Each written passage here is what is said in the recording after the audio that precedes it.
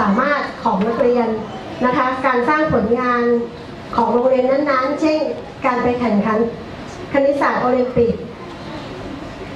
ต่างๆนะคะต่อมาเหตุผลที่ท่านผู้ปกครองจะเลือกโรงเรียนให้กับลูกของท่านก็คือ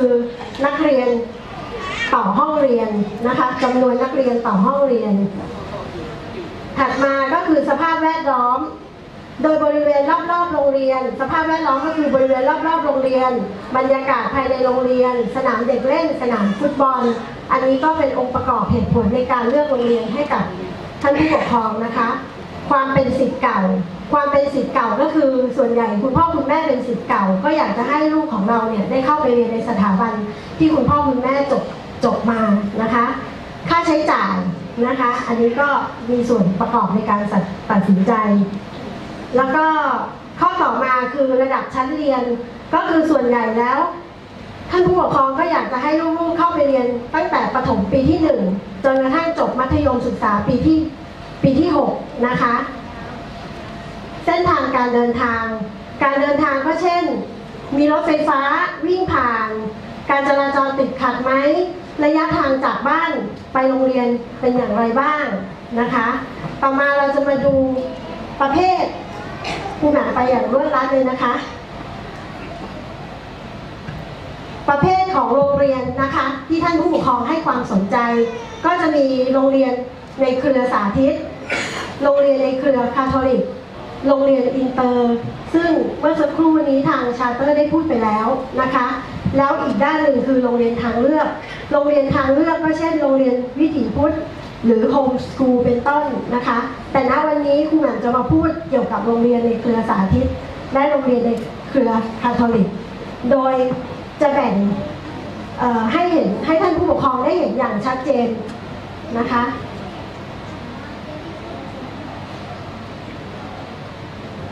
ความแตกต่างระหว่างโรงเรียนในเครือสาธิตและโรงเรียนในเครือคาทอลิกนะคะพ่อคุณแม่ดูจากสไลด์จะเห็นว่าโรงเรียนในเครือสาธิตแนวข้อสอบส่วนใหญ่จะเป็นการวัด IQ นะคะซึ่งเป็นข้อสอบที่ค่อนข้างยากพอสมควรนะคะเด็กๆก็จะต้องถูกฝึกฝนในเรื่อง IQ เป็นอย่างมากนะคะซึ่งทางโรงเรียนในเครือคาทอลิกพอเราพูดถึงโรงเรียนเครือคาทอลิกผู้ปกครองทุกท่านก็จะเห็นถึงการเรียนวิชาการที่เข้มข้นนะคะอันนี้ก็คือแนวทางเลือกต่อมาโรงเรียนในเครือสาธิตโดยส่วนใหญ่แล้วจะเน้นในเรื่องกิจกรรมการเรียนจะเป็นแบบพัฒนาแบบค่อยเป็นค่อยไปนะคะซึ่งแตกต่างจากการเรียนของโรงเรียนในเครือคาทอลิกซึ่งเป็นการเรียนวิชาการที่ค่อนข้างเข้มข้นตั้งแต่เริ่มต้นต่อมาก็คือการเรียนภาษาอังกฤษของโรงเรียนในเครือสาธิตส่วนใหญ่แล้วจะเริ่มเรียนหลักแกรมมาในตอนระดับชั้นประถมปีที่3นะคะแต่ไม่ใช่ว่าตอนสมัยประถม1และ2ไม่ได้เรียนเลยคือได้เรียนแต่ได้เรียนเป็นกิจกรรมโดยที่คุณครูไทยจะเป็นผู้สอนนะคะแล้วก็จะมีสถาบันนะคะที่ทางโรงเรียนในเครือสาธิตจัดหามาเพื่อให้นักเรียนได้มีโอกาสได้เรียนภาษาอังกฤษกับชาวต่างชาติแต่ณสถาบันพวกนี้เนี่ยจะรับจำนวนจำกัดเท่านั้นเองน้องๆอาจจะมีสิทธิ์ได้เรียนบ้างบางคนได้เรียนหรือบางคนอาจจะไม่ได้เรียนขึ้นอยู่กับการไปต่อคิวของคุณพ่อคุณแม่ตั้งแต่ตี5อันนี้จากโรงเรียนสาธิตนะคะแต่โรงเรียนในเครือคาทอลิกจะเน้นเรื่องการเรียนภาษาอังกฤษตั้งแต่ระดับชั้นประถมปีที่1เลยส่วนใหญ่แล้วน้องๆจะได้เรียนรู้คำศัพท์เป็นจำนวนมากตั้งแต่500คำจนถึง 1,000 คำนะคะแล้วก็จะมีการเรียนคำศัพท์ภาษาอังกฤษที่เป็นเริ่มต้นจากรากฐานเพื่อให้เด็กๆสามารถเดาคำศัพท์ได้นะคะมีการเรียนวิชาภาษาอังกฤษที่เป็นหนังสืออ่านนอกเวลานะคะซึ่งตรงนี้น้องๆก็จะได้ฝึกฝนในเรื่องภาษาอังกฤษตั้งแต่ระดับชั้นประถมปีที่1จำนวนการรับนักเรียนในเครือสาธิตนักเรียนในเครือสาธิตต่อปีเนี่ยรับจำนวนที่สอบเข้าไปได้เองนะคะจำนวน100 คนต่อปีมีนักเรียนที่สอบเข้าสาธิตจุฬาประมาณ 3,000 กว่าคนนะคะเพราะฉะนั้นการแข่งขันในจุดนี้ค่อนข้างจะสูงมากท่านผู้ปกครองก็ควรจะเตรียมน้องๆจาก ความพร้อมตรงนี้ให้เกิดความพร้อมนะคะเพื่อที่จะไปแข่งขันให้ติด1 ใน 100 คนนะคะต่อมาโรงเรียนในเครือคาทอลิกสามารถรับจำนวนนักเรียนได้500 คนต่อระดับชั้นนะคะหรืออาจจะมากกว่าหรือน้อยกว่าแล้วแต่ขนาดของโรงเรียนนะคะส่วนใหญ่แล้วโรงเรียนในเครือสาธิตจะไม่มีการสอบข้อสอบผู้ปกครองแต่โรงเรียนในเครือคาทอลิกจะมีข้อสอบผู้ปกครองเดี๋ยวครูแหม่มจะมีแนวข้อสอบผู้ปกครองแนะนำให้ด้วยนะคะต่อมาโรงเรียนในเครือสาธิตวันสอบจะไม่ตรงส่วนใหญ่แล้วโรงเรียนในเครือสาธิตโทษค่ะวันสอบจะตรงกันทุกสาธิตเกษตรสาธิตจุฬาสาธิตประสานมิตรนะคะส่วนใหญ่วันสอบจะตรงกันแต่โรงเรียนในเครือคาทอลิกวันสอบไม่ตรงกันขึ้นอยู่กับนโยบายของแต่ละโรงเรียนนะคะถัดมาครูแหม่มจะให้ดูแนวข้อสอบของโรงเรียนในเครือสาธิตนะคะตัวอย่างข้อสอบที่1เนี่ยเป็นตัวอย่างข้อสอบในแนวสาธิตนะคะมีการนับบล็อกนะคะอันนี้เป็นข้อสอบสาธิตจุฬาเมื่อปีที่แล้วนะคะหาความสัมพันธ์ของปริมาตรน้ำที่กำหนดให้ในภาพแรกโดยน้ำอยู่ในขวดนะคะแล้วเทลงในหลอดแก้วเนี่ยเป็นรูปตัวยูน้ำจะอยู่ในลักษณะระดับไหนเด็กๆต้องมองออกนะคะอันนี้คือข้อสอบปีที่แล้วที่เพิ่งออกไปค่ะแล้วก็แนวข้อสอบอีกข้อหนึ่งก็คือเรื่องเวลาสำคัญมากคุณพ่อคุณแม่ก็จะต้องสอนน้องในเรื่องเวลาว่าตื่นนอนเวลาไหนทานข้าวเวลาไหนกลับจากโรงเรียนเวลาไหนนะคะ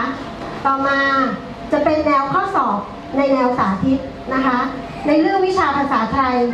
การอ่านจับใจความแล้วตอบคำถามนะคะส่วนใหญ่โรงเรียนในเครือคาทอลิกจะเน้นวิชาภาษาไทยคือการอ่านจับใจความ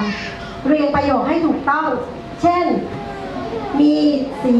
แดงคันนี้รถยนต์คำตอบก็จะต้องเป็นรถยนต์คันนี้มีสีแดงเด็กๆก็จะต้องเรียงประโยคได้อย่างถูกต้องถึงจะได้คะแนนนะคะในวิชาคณิตศาสตร์ตัวอย่างที่1ก็คือเป็นข้อสอบในเชิงวิเคราะห์นะคะเด็กๆก็ต้องรู้ว่าม้า2 ตัวไก่2 ตัวงู4 ตัวนับขารวมกันได้กี่ขานะคะก็จะมีคำตอบแล้วก็ตัวอย่างข้อสอบต่อไปก็จะมีการบวกเลข2 หลักไม่มีทดลบเลข2 หลักไม่มีทดนะคะต่อมาก็จะมีข้อสอบทักษะในด้านชาว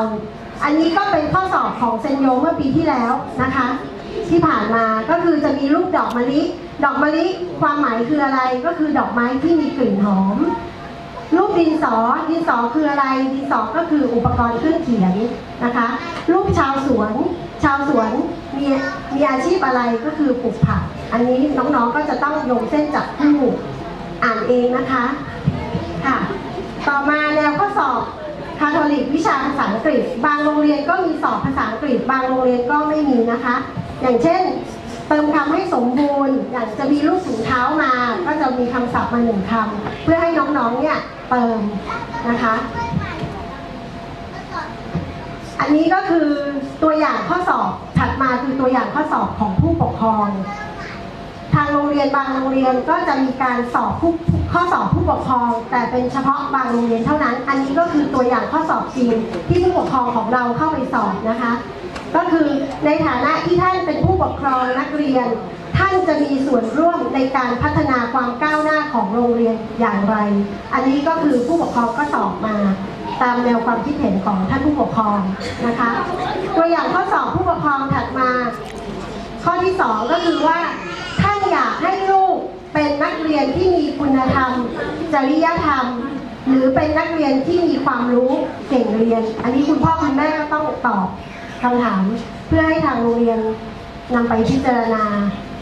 นะคะช่วงเวลาในการเปิดการสอบเข้าของแต่ละโรงเรียนกรุงเทพคริสเตียนวิทยาลัยสอบประมาณเดือนกรกฎาคมโรงเรียนอัสสัมชัญแผนกประถมนะคะสอบประมาณเดือนกรกฎาคมโรงเรียนเซ็นทะเบียนสอบประมาณเดือนสิงหาคม โรงเรียนเซนต์โยเซฟคอนแวนต์สอบประมาณเดือนกันยายนโรงเรียนอัสสัมชัญคอนแวนต์สอบประมาณเดือนกันยายนโรงเรียนราชินีสอบประมาณเดือนตุลาคมและโรงเรียนในเครือคาทอลิกทุกโรงเรียนจะสอบในเดือนมีนาคมของปีถัดไปนะคะส่วนใหญ่แล้วถ้าคุณพ่อคุณแม่เห็นจะเห็นว่าโรงเรียนในเครือคาทอลิกจะสอบก่อนโรงเรียนในเครือสาธิตจะสอบเป็นอย่างสุดท้ายเพราะฉะนั้นในการเตรียมตัวคุณพ่อคุณแม่ควรจะมีโรงเรียนอยู่ในใจนะคะถ้าจะไปสาธิตก็ควรจะมีโรงเรียนอยู่ในใจสักหนึ่งโรงเรียนเพื่อเป็นทางเลือกนะคะต่อมาคุณแหม่มอยากจะมาแนะนำสิ่งที่ควรเตรียมลูกๆก่อนที่จะเข้าสอบในระดับชั้นประถมนะคะเรื่องวินัยสำคัญมากเรื่องวินัยตรงนี้เนี่ยคุณพ่อคุณแม่ทุกท่านสามารถฝึกฝนลูกของท่านได้นะคะฝึกให้เด็กมีวินัยรู้หน้าที่เขาก็จะรู้เวลาว่าเวลานี้สมควรทำอะไรเวลานี้ควรจะอ่านหนังสือกับคุณพ่อคุณแม่สักครึ่งชั่วโมงนะคะตามเวลาที่คุณพ่อคุณแม่จัดสรรต่อมาในเรื่องสมาธิมีส่วนสำคัญมากที่สุดในเรื่องวันที่น้องๆจะเข้าสอบทั้งทางด้านสาธิตและคาทอลิกในเรื่องสมาธิสำคัญมากๆนะคะการเตรียมความรู้อย่างที่มีเว็บไซต์ถามครู .com มีแบบฝึกหัดให้น้องๆได้ทำคุณพ่อคุณแม่ได้เตรียมความรู้ให้น้องๆครบถ้วนแล้วหรือยังนะคะต่อมาเรื่องสนามสอบมีความสำคัญมากเพราะว่าน้องๆควรมีการเตรียมตัวก่อนเนื่องจากวันสอบจริงเนี่ยถ้าผู้ปกครองพูดกับลูกว่าวันนี้เราจะต้องไปสอบส่วนใหญ่แล้วเด็กๆทุกคนเนี่ยจะกดดันแล้วก็จะเกิดความเครียดบางทีอาจจะไม่มีสมาธิในการทำสอบนะคะถ้ามีการเตรียมตัวในเรื่องสนามสอบก่อนจะทำให้เด็กๆลดคลายความกังวลลดความเครียดลดความตื่นเต้นนะคะแล้วก็จะไม่วอกแวกแล้วก็รู้ว่าขั้นตอนในการสอบควรจะต้องทำตัวอย่างไรบ้างอันนี้มีความสำคัญนะคะคุณแม่อยากจะมีของแถมเกี่ยวกับเคล็ดลับง่ายๆที่คุณพ่อคุณแม่อยากจะสร้างลูกให้เป็นอัจฉริยะนะคะข้อที่1คุณพ่อคุณแม่ต้องไม่ตั้งใจให้ลูกเป็นอัจฉริยะคือเราต้องไม่ตั้งใจให้ลูกเป็นอัจฉริยะข้อที่2ดูว่าลูกทำอะไรได้ดีที่สุดแล้วคุณพ่อคุณแม่ควรจะรีบสนับสนุนทันทีนะคะต่อมาอย่าบังคับขู่เข็นให้ลูกเป็นไปตามที่คุณพ่อคุณแม่ต้องการนะคะให้ลูกได้มีโอกาสเจอกับคนอื่นโดยเฉพาะคนที่เก่งเพื่อกระตุ้นศักยภาพของลูกเราออกมาคุณพ่อคุณแม่ต้องทุ่มเทเวลาและความเข้าใจในการเลี้ยงดูเพราะอัจฉริยภาพเกิดจากความรัก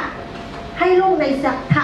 ทำในสิ่งที่เขารักและเขาจะเป็นอัจฉริยภาพได้อย่างมีความสุขพ่อแม่ต้องฝึกให้ลูกทำงานทุกชิ้นให้สำเร็จนะคะฝึกให้เป็นคนทำงานหนักเพราะในโลกนี้ไม่มีอัจฉริยะคนใดที่ขี้เกียจเลยพ่อแม่ทุกคนที่ให้ลูกเรียนเก่งอย่างเดียวท้ายที่สุดจะพบกับความล้มเหลวในการทำงานในอนาคตจึงอยากให้คุณพ่อคุณแม่ฝึกให้ลูกมีความรับผิดชอบต่อตนเองอย่างรอบด้านไม่ใช่เรื่องเรียนอย่างเดียวนะคะ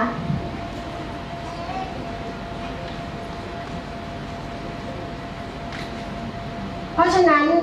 ทั้งที่พูดมาตั้งแต่ต้นนะคะตั้งแต่มีการบรรยายมาตั้งแต่ต้นการสอบเข้าเรียนระดับชั้นประถมปีที่1มีความสำคัญเป็นอย่างมากสำหรับผู้ปกครองในยุคสังคมสมัยนี้เพราะว่าบางแห่งการตัดสินใจของท่านผู้ปกครองก็คือลูกสามารถเข้าไปเรียนได้แล้วตั้งแต่ระดับชั้นประถมปีที่1จนจบมัธยมศึกษาปีที่6นะคะมีความสำคัญอีกอย่างหนึ่งที่คุณแหม่มอยากจะพูดถึงในการสอบทั้งสาธิตและเครือคาทอลิกการสอบสาธิตเป็นการวัด IQ แต่เครือคาทอลิกจะเป็นแนววิชาการแต่ทั้งนี้ทั้งนั้นทั้ง2แนวทางของโรงเรียนเวลาน้องๆเข้าไปแล้วสิ่งที่จะต้องเจอก็คือการเรียนสาระแกนกลาง8วิชานะคะที่กระทรวงการศึกษาบังคับอันนี้ก็จะเป็นการเตรียมตัวล่วงหน้าของคุณพ่อคุณแม่ที่จะต้องไปเจอกับสาระแกนกลางนะคะถ้าท่านผู้ปกครองท่านใดมีคำถามครูแหม่มยินดีที่จะตอบคำถามในทุกๆเรื่องโดยสามารถถามไปได้ที่เว็บถามครู .com แล้วก็สามารถจะพบกับครูแหม่มได้ทุกวันเสาร์ 8 โมงครึ่งที่โรงเรียนอนุบาลเป็นประสิทธิ์สายลมนะคะ วันนี้ต้องขอบพระคุณท่านผู้ปกครองทุกท่านและก็มีความยินดีมากที่มาให้คำแนะนำในด้านการเรียนจะมีประโยชน์บ้างไม่มากก็น้อยสำหรับท่านผู้ปกครองที่ได้มาฟังบรรยายในวันนี้ทุกท่านนะคะขอบพระคุณอย่างมากค่ะขอบพระคุณคุณครูใหม่นะคะ